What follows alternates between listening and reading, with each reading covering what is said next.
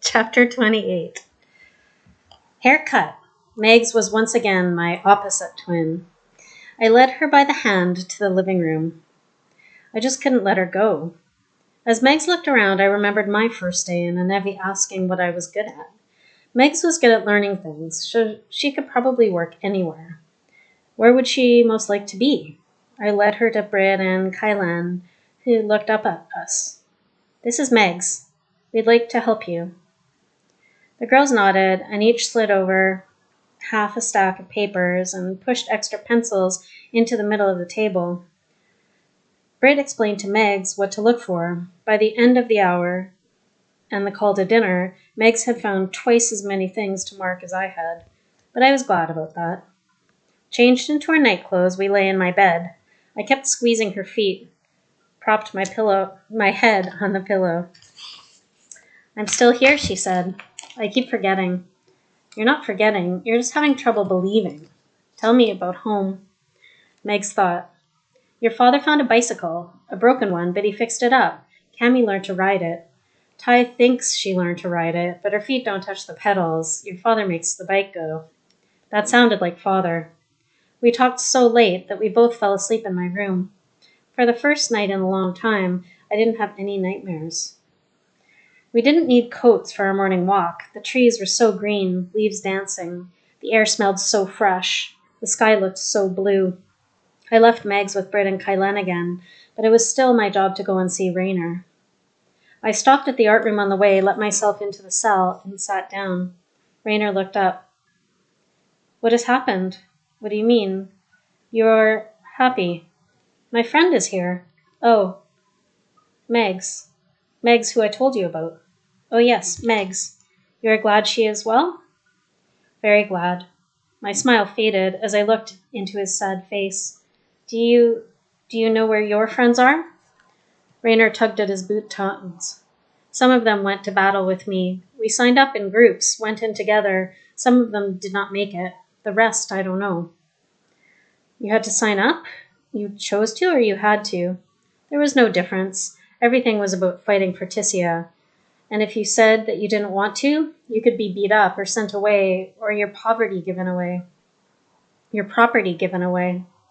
family would starve.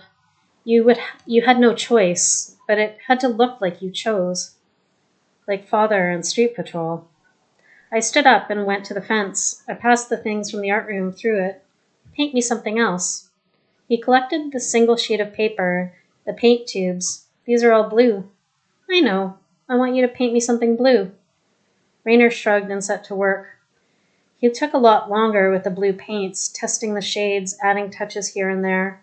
The image emerged slowly, upside down from where I watched. An hour or so had passed by the time Raynor stopped painting. Can I see? I asked.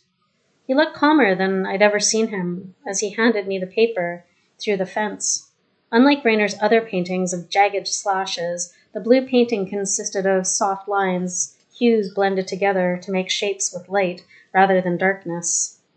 The center of the image was on an open space surrounded by a river, buildings, and fields. There were people everywhere. Is this place real? I asked. Are they real people? It is the village where I grew up, or it's meant to be. It's not easy to make what you imagine come out right in paints. I know. What are all the people doing?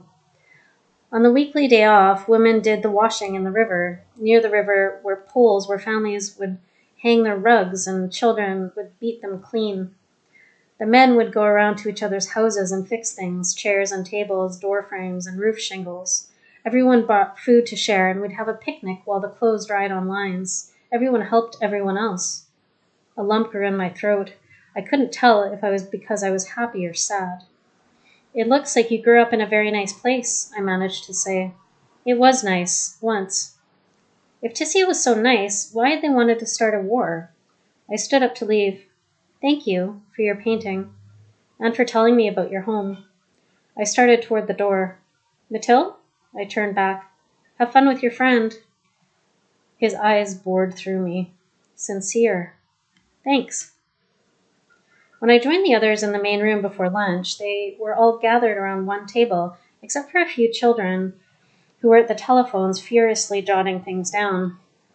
This would be either very good news or very bad news. One of the boys from the telephones read out new numbers, and a girl added pins to the table. It was a map of Soferend. The pins stuck out of several sites at odd angles. What happened? I asked Gunnar. They're bombing our airstrips. In the daytime? He nodded. The other kids were still, waiting. The proctors hovered on the outskirts of the group. They looked anxious, arms folded or hands to their face as if in thought, but they didn't interrupt us or make suggestions, as if they wanted to see what we would do on our own. But why didn't someone see the aerials coming? Aren't there telephones out there to pass messages so the next airstrips could get ready? A girl asked. It sounded like she had already asked, like she couldn't believe it. Maybe they were warned, but Tissia is getting through anyway, Enevi said. We know their flight patterns, Hamlet said. They always have fighters, and then the bombers right behind. We should get ready for that. Megs bit her lower lip. She caught my eye, and I nodded to her. Last week, she paused, not expecting anyone to listen. But everyone was. They were all looking at her, waiting. Last week, the formation looked different. It looked more like a V. How do you know? Hamlin asked. She watched the aerials at night, I whispered, over Lickalig.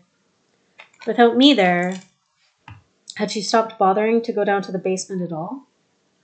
A few people looked at me, but most of them looked quickly back at Megs. Hamlin, who had gone a bit pale, marched over to one of the free telephones. Megs, Hamlin said after a minute, extending the earpiece to her, tell them, they'll listen. Megs took the telephone and spoke into it quietly. They must have been asking her questions because she would pause sometimes before speaking again. Can someone mark the other airstrips, the ones that haven't been hit yet? Megs called to the group.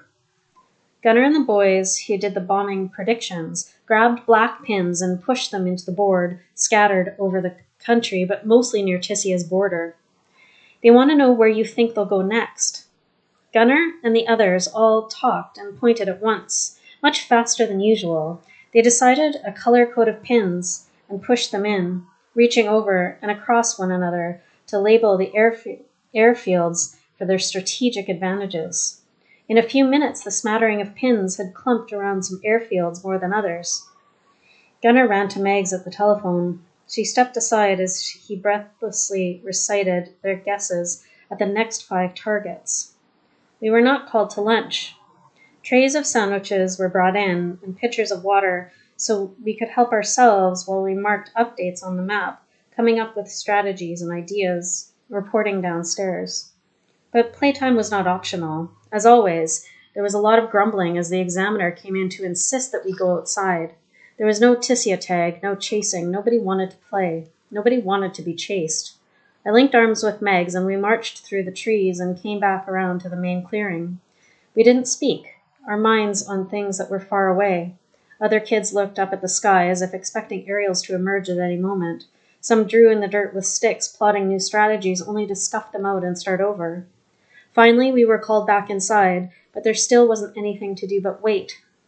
People tried to get back to their usual tasks, but nobody could focus. Just before dinner, a uniformed officer came upstairs to speak with us. I want to thank you for your help today. While they hit 8 of our airstrips and dozens of our aerials, we managed to prevent bombings at 3 more targeted airfields and chase them on their retreat. They failed to land and take any of our airstrips, and we shot down all of their remaining craft. None of them made it back over the border. Hamlin cheered first. Many people joined in and clapped.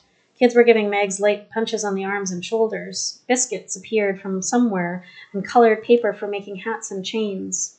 I stayed put in the armchair I'd been in before the announcement. A while later, Gunnar plopped into the chair across from mine. I made you a hat. He pulled it out from behind his back. It had great plumes of blue and green, reminding me of the wave crest symbol for Soferend, my favorite color with Rayners. I took the hat and twisted it round and round in my hands. Young people fly the aerials. They're just like, and none of them made it home. Someone had found a music player and turned on a recording. Dance? I shook my head. At least put on your hat. He took it back from me and set it on my head. I crown you Queen of Soferend. We don't have a queen. Exactly. There was an opening. Now, what shall we call you? Queen Mathilde the Kind? I kept shaking my head. Fine. Queen Mathilde the Resolute it is. I finally smiled. I'm sorry I yelled at you the other day. That's okay. Gunnar dropped his voice. I do understand, you know. I know. Megs came into my room again that night, bathed and in her night clothes, still flushed happy pink. She flopped onto my bed opposite me, mirroring my position, staring up at the ceiling. Good job today, I told her. Thanks. Who was that boy you were with? Gunnar, it's not like that. No? Don't you think I would have told you? I don't know. There seem to be a lot of things you haven't told me. What are you talking about? She propped herself on her elbow to face me. Like, where were you today when everything started happening? I was working on my assignment, like everyone else. Well, where? What is your assignment?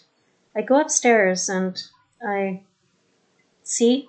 She lay back down. I could help you. Would she do a better job at it than me? Probably, but they obviously needed her in the main room. Fine, have secrets. You had them first. I didn't. You did. Like why you were always late to Heller's watching the aerials, and that you were going to take the test. You can't pretend you didn't know that, if you had wanted to admit it. And it all worked out anyway, didn't it? I promised I would be with you, and now I am. So let me be with you. I bit my lip. I would like to tell you. I'll see if I can.